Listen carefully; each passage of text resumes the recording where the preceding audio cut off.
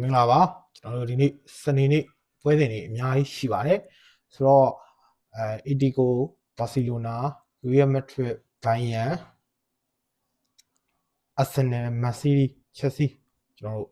အာဆင်နယ်မန်စီးတီးချက်စီကတော့ကျွန်တော်တို့ FA ကတ်တွေပေါ့နော်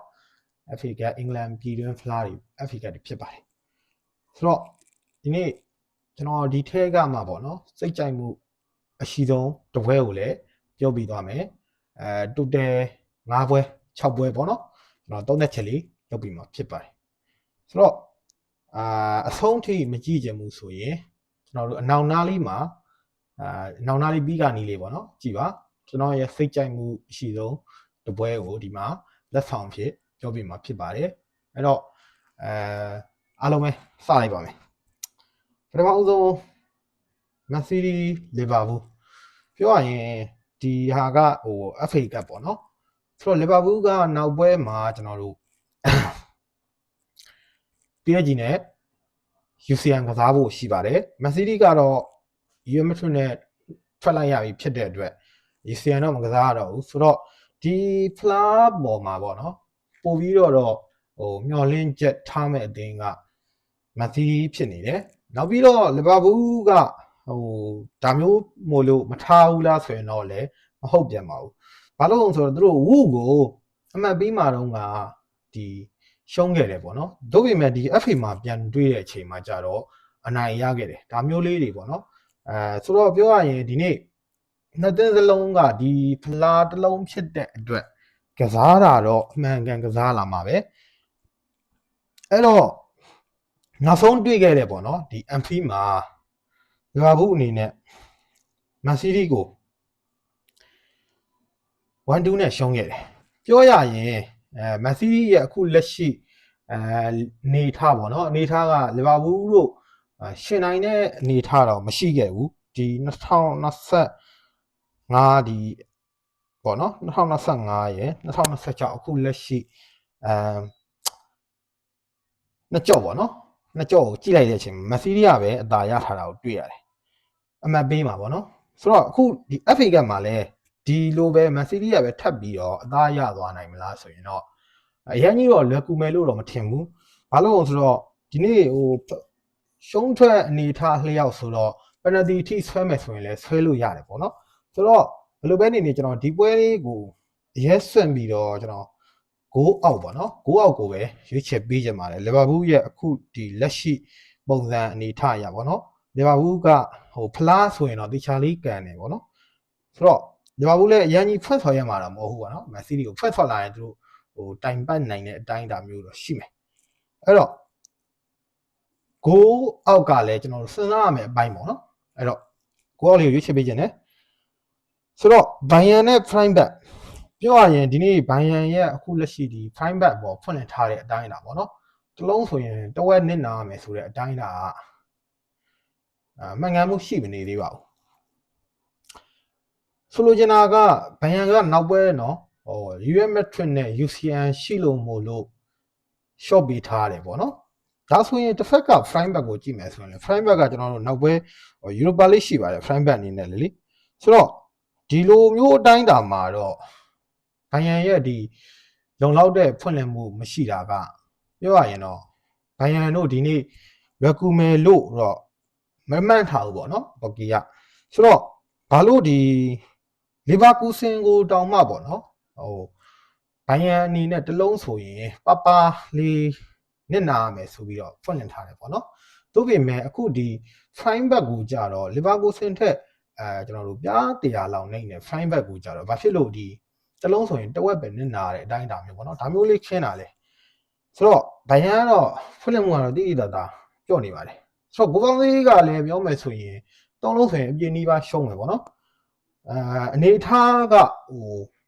အောက်တင်းကတေချာပေါက်9ရနိုင်တယ်ဘိုင်ယန်ကလည်း9ရနိုင်တယ် prime back ကိုပေါ့နော်အဲ့တော့အနေထား9အပေါ်ဘက်ကိုရွေးရင်တော့ကောင်းတယ်သို့ပေမဲ့ကျွန်တော်က3လုံးနဲ့ပဲပြီးတော့မှာစိုးရိမ်နေပေါ့နော်1-2-2-1ဒါမျိုးလေးပဲပြီးတော့မှာစိုးရိမ်တဲ့အတွက် prime back ကိုပဲရွေးချယ်ပေးချင်ပါတယ်ဆိုတော့နောက်ထပ်ကျွန်တော်တို့ metric ဒီနေ့ metric ကမာရော့ကာနဲ့ပေါ့နော်ဘာစီလိုနာနဲ့တီကိုနဲ့တွေ့တဲ့အချိန်မှာ metric အနေနဲ့ဒီမာရော့ကာကို မဖြစ်မနေပေါ့နော်ရမဲ့ရအောင်ယူထားဖို့ရေးကြည့်တယ်အရင်ရေးကြည့်တယ်ဘာလို့လဲဆိုတော့ဘာစီလိုနာကဒီတီကိုကိုဒီအမှတ်ပေးပြီးရင်ချန်ပီယံလိဒါမျိုးထပ်တွေ့ရမှာပေါ့နော်မက်ထရစ်ကတော့ပြီးရင်ဘန်ယန်နဲ့တွေ့ရမှာပါဆိုတော့ပြောရရင်ဒီနေ့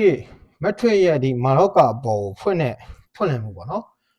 ဘာစီလိုနာနဲ့ကြည့်မယ်ဆိုရင်မက်ထရစ်ရဲ့ဖွင့်လည်မှုကအရင်ကြီးဟိုလိုမျိုးရုပ်ပြက်လောက်တဲ့အထိပေါ့နော်အရင်ကြီးရော့နေတဲ့အထက်မှာတော့မပါပါဘူးတိုးပေမဲ့လည်းနည်းနည်းလေးတော့ရော့နေပါသေးတယ်ဒါကမက်ထရစ်အနေနဲ့ကပြောရမယ်ဆိုရင်ကျွန်တော်တို့ဒီသူ့ရဲ့အနေထားပေါ့နော်တော်တော်များများကိုကြည့်တဲ့အချိန်မှာဖွင့်လည်မှုရော့ရင်အောင်တဲ့အတိုင်းအတာမျိုးတွေရှိတယ်ပေါ့နော်မက်ထရစ်အနေနဲ့နောက်ပြီးတော့ဒီနေ့ကဘာစီလိုနာကအီဒီကိုနဲ့တွေ့ထားတဲ့အချိန်မှာမက်ထရစ်တို့ဒီလိုပွဲမျိုးကိုအခွင့်အရေးပေါ့နော်လက်လွတ်ခံမယ်လို့တော့ကျွန်တော်ကမမြင်ဘူးအဲ့တော့တကယ်စမ်းဆောင်ရည်ရကြည့်မယ်ဆိုရင်လည်းမက်ထရစ်တို့အခုလက်ရှိဒီအတိုင်းအတာရပေါ့နော်မာရော့ကာကိုအပြန်လန်ဂိုးတွေနဲ့ပေါ့နော်နိုင်မယ်ဆိုရင်နိုင်လို့ရတာမလို့ကျွန်တော်ကဒီမက်ထရစ်ပွဲကိုဂိုးပေါ်ပေါ့နော်ဂိုးပေါ်ကိုရွေးချယ်ပေးခြင်းပါတယ်ဂိုးပေါင်းလေးကလည်းဒီပြောရရင်ဖွင့်လည်မှုကနည်းနည်းလေးမြင်မာတဲ့အတိုင်းအတာမျိုးတွေမှာရှိရပေါ့နော်ဒါကြောင့်မလို့ကျွန်တော်မက်ထရစ်ကိုဂိုးပေါ်ကိုရွေးချယ်ပေးခြင်းနဲ့ဆိုတော့ဘာစီလိုနာနဲ့အက်တလက်တီကိုဒီပွဲကဘာစီလိုနာရဲ့ဒီဖွင့်လည်မှုပေါ့နော်ပြောရရင်တီးဆိုရင်တော့မှ level ဆိုရင်တော့မှပေါ့နော်ဘာစီလိုနာကအပြင်နီးပါအထိခက်တင်းတင်းလေးရှုံးနေမိထားတယ်ပြောရရင်ဆိုလိုချင်တာကပေါ့နော်ဒီဖွင့်လည်မှုကဘာစီလိုနာကရော့တဲ့အထက်မှာတော့မပါပါဘူးအဲ့တော့ဒီဘာစီလိုနာကအရှိမကျွန်တော်တို့အီဒီကိုပေါ့နော်သူတို့ဒီဖလာကိုပါစပိန်ကိုပါဒရေးပေါ့နော်ကိုပါဒရေးမှာတော့ကဘာစီလိုနာအနေနဲ့အီဒီကိုဘယ်လောက်ထိပြီးခဲ့လဲဆိုရင်သူ့ရဲ့ဒီဒုတိယအကြော်ပေါ့နော်နှစ်ကြော်ကစားတဲ့အချိန်မှာအင်ကွန်းကနေပြီးတော့ဘာစီလိုနာကတလုံးဆိုရင်ပလေးနစ်နာရမယ်အတိုင်းတာပေါ့နော်တလုံးဒီလောက်ဝင်းကျင်ထိပြီးခဲ့တယ်ဆိုတော့ဒီနေ့ဖွင့်လည်မှုကပြောရရင်မှန်ကန်မှုရှိတဲ့အတိုင်းတာထဲမှာပါပါတယ်အဲ့တော့ဖလာပွဲလိုအပ်ချက်လည်းရှိနေတာပေါ့နော်ဒါကြောင့်မို့လို့ပေးတာအခုကပြောရရင်အမှတ်ပေးဖြစ်နေတာရယ်နောက်ပြီးတော့နောက်ပွဲကလည်းချန်ပီယံလိဖြစ်နေရပါတော့အီတီကိုအနေနဲ့ကနိုင်ရှုံးပေါ့နော်ဘာမှအပြောင်းလဲအထွေထူးမရှိပေမဲ့ဘာစီလိုနာအတွက်ကတော့ဒီဟာကအနိုင်၃မှတ်ကအရင်အရေးကြီးတဲ့အတိုင်းတာပေါ့နော်မက်ထရစ်နဲ့လည်းကြံသေးတဲ့အတိုင်းတာမျိုးမှာဒီလိုပွဲမျိုးရမှတ်ဆုံးရှုံးမယ်ဆိုရင်ဘာစီလိုနာတို့PRအောက်ကိုရောက်သွားမှာပေါ့နော်ဒါကြောင့်မို့လို့ဒီနေ့မှာပထမတော့ကအမှားတွေကိုပြင်ဆင်ပြီးတော့ဘာစီလိုနာအနေနဲ့ဒီနေ့မှာအနိုင်ရလက်ကိုဖော်ဆောင်သွားမယ်ပေါ့နော်ဒါမျိုးလေးကျွန်တော်ကတော့တွေးပါတယ်ဘာစီလိုနာကိုပဲကြိုက်ပါတယ်ပေါ့နော်ဖွင့်လည်မှုရအဲ့တော့ခင်ဗျားတော့ကျွန်တော်ရဲ့ဒီနေ့ဒီထဲမှာစိတ်ကြိုက်မှုအရှိဆုံးတစ်ပွဲကိုကျွန်တော်အခုပြောမှာဖြစ်ပါတယ်အဲ့တော့ဂျာမန်ဘွန်ဒက်လီဂါပေါ့နော်ဂျာမန်ဘွန်ဒက်လီဂါမူချန်ဂလာဘက်နဲ့ဟာဒီပွဲလေးကိုပြောချင်ပါတယ်မူချန်ဂလာဘက်ကဒီဟိုင်ဒန်ဟင်းကိုပေါ့နော်ဝါရာဘီမင်တောင်မှဒီမူချန်ဂလာဘက်ပြီးသလိုပြီးခဲ့တယ်သို့ပေမဲ့ဝါရာဘီမင်တို့တောင်မှနောက်ကျမိနစ်မှ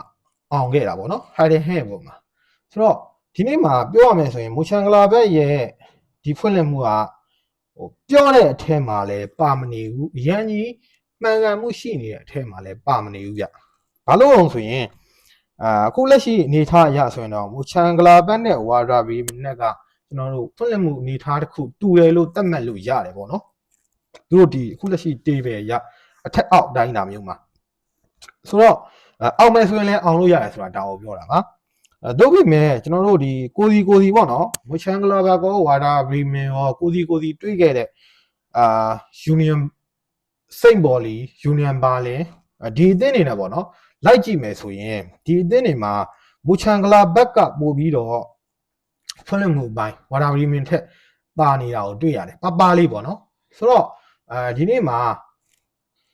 ဖွင့်လှစ်မှုပြန်ထောက်ထားတဲ့ဒီ 3D အရာရယ်ဘာမှမထူးတော့တဲ့ဒီ hidden hand อ่ะပေါ့နော်ဒီလိုပွဲကိုရှုံနိုင်ကစားလာမှာပေါ့နော်အကောင်းဆုံးပဲသူတို့ကစားလာမယ်ခံကစားနေဖို့အကြောင်းမရှိဘူးပေါ့နော်တစ်ဖက်ကမူချန်ဂလာဘက်ကကြတော့သူတို့ဒီလိုပွဲမျိုးကိုမှ မနိုင်ထားရင်နောက်လက်ကြံပွဲတွေကပို့ပြီးတော့မှခက်ခဲမဲ့အတိုင်းတာပေါ့နော်သူ့ရဲ့ဒီအိမ်ဝန်ဆွမ်းဆောင်ရည်ကိုကြည့်မယ်ဆိုရင်လဲစိန့်ဘော်လီကိုအခုနောက်ပိုင်းပေါ့နော်နောက်ပိုင်းမှာစိန့်ဘော်လီကိုအနိုင်ကစားထားတယ်ယူနီယံဘာလင်ကိုလည်းအနိုင်ကစားထားတယ်လီဗာပူးဆင်ကိုလည်းဒီကစားထားတယ်အော့စ်ဘတ်လိုအသင်းကိုဂိုးပြတ်အနိုင်ကစားထားတဲ့အတိုင်းတာရှိတယ်ဆိုတော့ဒီနေ့အကုန်လုံးကိုခြုံငုံပြီးတော့ကြည့်ရမယ်ဆိုရင်ဟိုင်ဒင်ဟိန်းပေါ့နော်ဟိုင်ဒင်ဟိန်းကလည်းဒီနေ့ဒီမူချန်ဂလာဘက်ကိုဂိုးရနိုင်တဲ့အတိုင်းတာပေါ့နော်ဒါမျိုးလေးရှိတယ်မူချန်ဂလာဘက်ကလည်းဒီနေ့ဂိုးရနိုင်တဲ့အတိုင်းတာမျိုးရှိတယ်ဘာလို့လဲဆိုတော့ပြန်ပြီးတော့ဒီဖွင့်လင့်ထားတဲ့အတိုင်းအတာအရမြင့်မြတ်မာဖွင့်လင့်ထားတာမို့လို့ပါဆိုတော့ကျွန်တော်ဒီပွဲကို2-1 3-2 3-1ပေါ့နော်ဒါမျိုးလေးမှန်းတာမို့လို့ဒီပွဲကိုစိတ်ကြိုက်မှုအရှိဆုံးပွဲအဖြစ်ဂိုးပေါ်ပေါ့နော်လက်ဆောင်ဒီကညီကိုတွေအတွက်ရွေးချယ်ပေးကြပါတယ်နောက်ထပ်သောပွဲတွေကဘယ်မှာအနီးကပ်ပေါ့နော်အနီးကပ်ရှိမလဲဆိုရင်ကျွန်တော်အခုဒီအကောင့်မှာတင်ပေးထားတဲ့ဘိုင်အောင်မှာပေါ့နော်ဘိုင်အောင်မှာရှိပါတယ်ဘိုင်အောင်မှာlink ရှိပါတယ်အဲ့ဒီ FB မှာကျွန်တော်နောက်ထပ်ကြိုက်ပွဲတွေကိုအနီးကပ်တင်ဆက်ပေးပါအောင်မယ်ညဘက်မှာအဲ့တော့အားလုံးပဲစင်ပြေပါသည်